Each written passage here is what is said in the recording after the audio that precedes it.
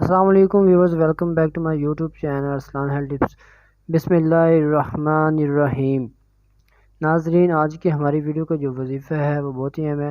آج کی ویڈیو میں ہم ان خواتین کو نایاب وظیفہ بتانے جا رہے ہیں جو حمل کے بعد یہ چاہتی ہیں کہ ہمارا بچہ نیک ہو، پاک دامن ہو، صالح ہو اور فرما بردار ہو، اور آنکھوں کی ٹھنڈک ہو، متقی ہو اور پرہیزگار ہو۔ ہر ماں باپ کے لیے یہ خواہش ہوتی ہے کہ بلکہ یہ کہنا غلط نہیں ہوگا کہ ہر خاندان میں ہر ماں باپ کی خواہش ہوتی ہے کہ ہمارے بچے نیک ہوں، خوبصورت ہوں، پاک دامن ہوں، کیونکہ یہ انسان کی فطری عادت ہے کہ وہ خوبصورتی کو بہت زیادہ پسند کرتا ہے، پاک دامن کو پسند کرتا ہے۔ اس لیے ہر وہ خواتین جو یہ چاہتی ہے کہ اس کے بچے خوبصورت ہوں، پاک دامن اور نیک اور صالح ہوں، تو وہ یہ وظیفہ لازمی کریں۔